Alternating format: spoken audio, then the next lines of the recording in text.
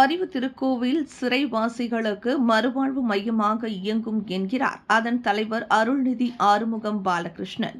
நாட்டில் இருக்கக்கூடிய இயலாத சமுதாயத்திற்கு, குறிப்பாக ஆதரவற்றோர், குழந்தைகள், பெரியோர்கள், முதியோர்கள் ஆகியோருக்கு அறிவு பசி அளிக்கும் மையமாகவும் இந்த சிரம்பான் அறிவு திருக்கோவில் திகழும் என அதன் அதிகாரப்பூர்வ திறப்பு விழாவின் போது செய்தியாளர் கூட்டத்தில் ஆறுமுகம் அவ்வாறு தெரிவித்தார்.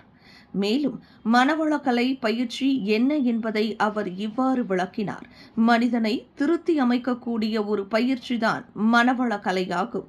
உடலாலும் உள்ளத்தாலும் செயலாலும் மனிதனை மனிதனாகவே வாழச் செய்ய அவசியமான திருத்தங்களை கொடுக்கும் கலை அது. மனிதனை முழு மனிதனாக்க வல்லது என்றும் மிகவும் தெளிவாக கூறிய அவர், இதுதான் அறிவு பசி தீர்க்கும் உணவு என்றும் அவர் சுட்டிக்காட்டினார். ஆசையை எப்படி சீரமைப்பது, நமது கவலையை எப்படி ஒழிப்பது, சினத்தை எப்படி தவிர்ப்பது, இது போன்ற பயிற்சிகள், நான் யார் என்பதை நாம் உணர்ந்து கொள்ளக்கூடிய பயிற்சி, இறைநிலை பயிற்சி, பிரம்மஞான பயிற்சி போன்ற பயிற்சிகள் அனைத்தும் ஒரு தனி மனித அமைதிக்கு கொண்டு செல்லும். அந்த தனி மனித அமைதியே உலக அமைதிக்கு நமது அனைத்து சமுதாயத்தை கொண்டு செல்லும். இதுவே வேதாத்திரியத்தின் நோக்கமும் கூட. எப்படி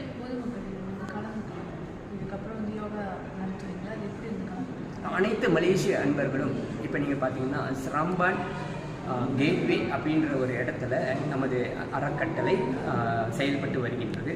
அது மட்டும் இல்லாமல் இந்த சிரம்பான் அறிவு திருக்கோயில் என்ற இந்த செய்திகள் நமது வெப்சைட்டில் சிரம்பான் அறிவு திருக்கோயில் என்று போட்டாலே அவங்க வெப்சைட்டில் கண்டுகிட்டு அதன் தொடர்பு எண் இருக்கின்றது. 3 நாள் பயிற்சி, 1 வார பயிற்சி, ஆரோக்கியத்திற்கான 1 மாத பயிற்சி, இந்த ஹெல்த் கேம்ப் அப்படின்றது சொல்றதெல்லாம் அனைத்து பொதுமக்களுக்கும் இது திறந்து வைக்கப்பட்டது. அதில் வெப்சைட்டில் சிரம்பான் அறிவு திருக்கோயில் அல்லது சிரம்பான் மனவளக்கலை என்ற அந்த பெயரை போட்டாலே வெப்சைட்டில் நம்ம தொடர்பு கொள்ள முடியும்.